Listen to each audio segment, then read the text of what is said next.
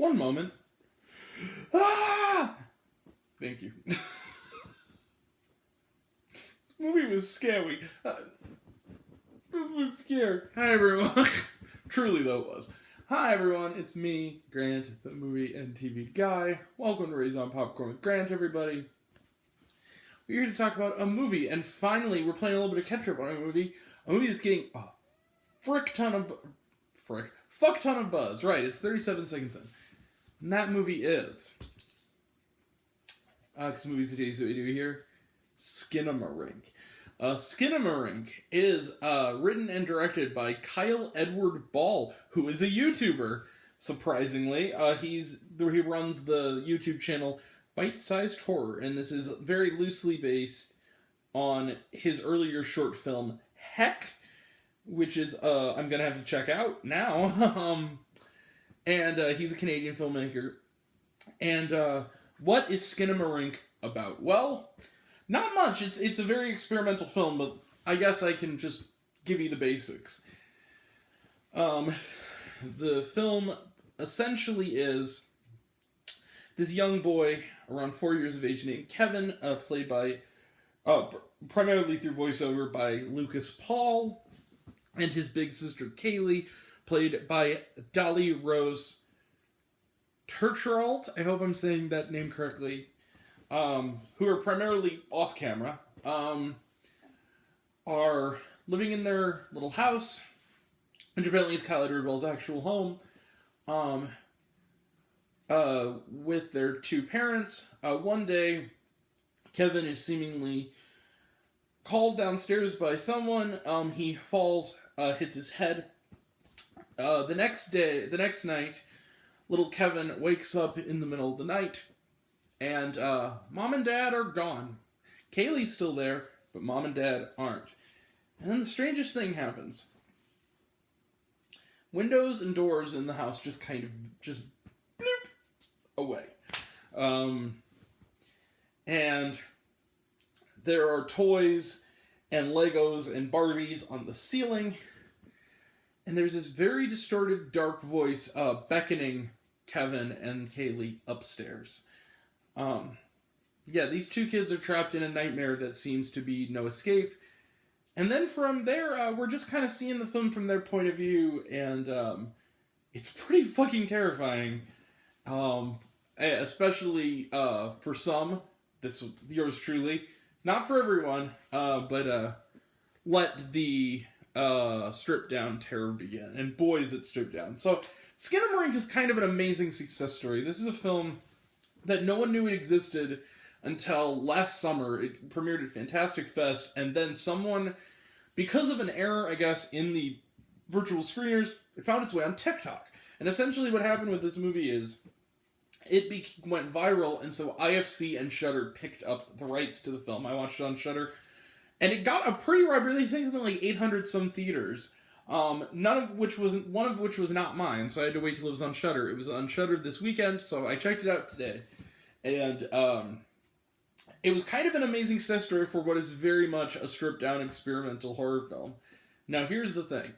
This movie has been divisive. It has about a 70% on Rotten Tomatoes, and every positive review is like 5 stars, 4 stars, 4.5 stars. It's like, thinks it's terrifying and masterful. And almost every negative review on either Letterboxd or Rotten Tomatoes is like half star, 1 star, like, this movie isn't scary, whatever. So it's the epitome of divisive. So I'm warning you now. I feel like it's almost a duty of mine to be upfront that some of you guys are not going to like this movie. I thought this movie is one of the scariest films I've ever seen in my entire life. I don't know what it is about this movie, but early on, and even more so as it went on, it unlocked something that I thought was buried in my mind. I had a dream when I was like 7. I was staying at my grandmother's house, and I had a dream that I went upstairs. I was like, it had to have been like 6, 7 years old. I went upstairs to the playroom. Nobody was home. It was pitch black. The TV just turned on. Loud screeching, bellowing roar coming from the door. Door closed, looked down. The carpet was gone. Black void. And I fell into it. This movie Sin is the first movie I've seen cinematically that has captured what that nightmare felt like. This movie is Kyle Edward Ball. One thing you have to give him, he said in interviews that he wanted to create the feeling of what scares you when you were 7 years old. He kept a dream journal, man. He had to have. This is so accurate to what it feels like to be young, alone, and afraid without the comfort of adults. This movie, and the reason it works is the camera work, the sound design. The dialogue, for the most part, is hard to make out. Some of it is subtitled, but for the most part, it's very distorted. There's a lot of use of old public domain cartoons on the TV that are distorted and singing. There's use of items, Barbie dolls, those freaking talking rolly toy, Fisher-Price phones is used very effectively in one of the creepier sequences. And just weird, creepy imagery, like people with no eyes and mouth, that just happen. The kids we almost never see. We see the girl's face once, and we see, like, the side view of the boy's face once. Most of the time, it's, like, from... The camera is almost from the perspective of being 4 years old. It's almost from Kevin's point of view, where it's low angles and high, It's observing things in corners, but doing it in a very obscured, claustrophobic way that you feel like when you're a child. And the whole movie's like that. Like you're literally dreaming it. Where that's like just this liminal space of just unknown terror going on that is oppressive and frightening. And if there's one flaw I can say with Skinamarink is that, yes, it is not a narrative movie. It's very much an experimental art horror kind of film. Is that it is going to turn people off. And I will say this. There is an argument. The movie is an hour and 40 minutes. Some have argued it should be like 70 to 80 minutes. I kind of agree. But at the same time, especially toward the first act of the movie, but to be honest, it was so effective. To me, it wasn't like, oh god, it's never going to end in the bad sense. It was, oh my god, I'm never going to wake up from this nightmare. Like, after a while, I just was under the spell of this movie, and I didn't mind that it was longer than I think it could sustain itself, because I was just... I felt like a warmth in my chest and a coldness down my back pretty much for more than half of this movie. I don't know what to say. People are going to be coming into the comments saying, oh, this movie was boring bullshit, fuck you, Grant. I'm telling you right now, some of you are not going to like this movie. Some of you are even going to hate this movie. A friend of mine, Merc with the Movies, gave it a 0 out of 5. So I'm telling you this right now. There are going to be some people who are not... This is a wavelength you have to ride to get to where it got me. You have to have seen some experimental films, first off. You have to have some level of appreciation for it. And then I think also on top of that, you can't expect it to be a traditional horror film. You can't expect this to be, well, excuse me, sorry, that's my brother. But seriously, you cannot expect this to be a traditional horror movie. It is a stripped down, it's even more stripped down than something like Paranormal Activity or Blair Witch. It's like Ball took the barest of basics of what can be scary in a horror movie and did it, but did it in a way that feels ethereal and otherworldly in a way that few films, I think, can properly achieve. I think this film is a masterpiece. I think it is an early contender for the best films of 2023. I think that it's far and away going to probably be... This is going to be one of those horror movies like Saint Maud was early this time 2 years ago, where it's like, this is the horror movie I'm going to compare every other horror movie I see for the rest of this year to.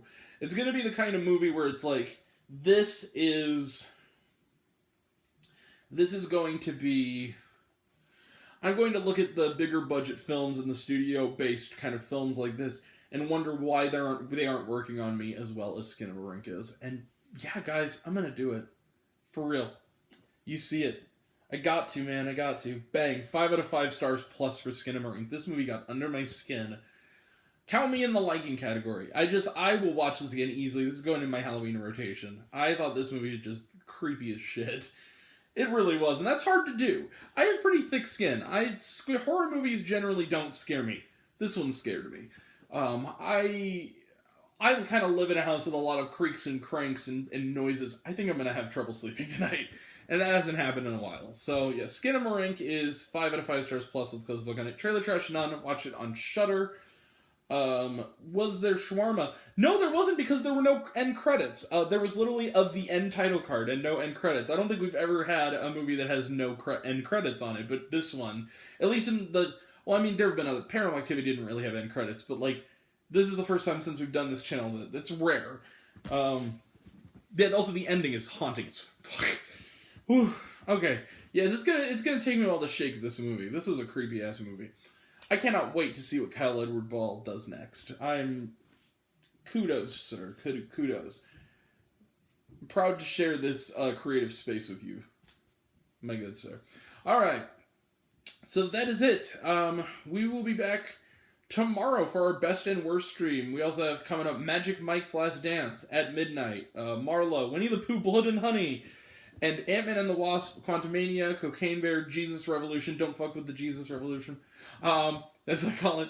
That'll all be next time. And until next time, I'm Grant, the movie and TV guy. I see it all. I'm happy to share it with you. I love you all. I appreciate you all. I love you all, class dismissed. I love you 3000. Be kind to one another. If you like this video, give it a like if you want to. Give it a subscribe if you want to. Give it the bell. I don't know what it does. That's what you're supposed to do, or so I've been told. Leave a comment, even if it's, hey Grant, I like waffles. It really helps out. One of my mail story reviews, listen to other fun stuff. You can check me out on onlinebooks.com at Raising Popcorn with Grant, Twitter at Raise Grant, Facebook Raising Popcorn with Grant, serialized, all one word, all lowercase, Raised on Popcorn. Check out my podcast, Raising Popcorn with Grant, the podcast on Spotify and Anchor. Some of you already have, but even if you haven't, take care of yourself, take care of your mental health. It's incredibly important. And I want to know down below, what did you think of Skinamarink? Did you like the movie? Did you hate the movie? Think my opinion's good? Think I'm full of shit? Comment below, let me know. And until we meet again, we're all raised on popcorn. Make my life extra better. Catch you guys next time. Bye.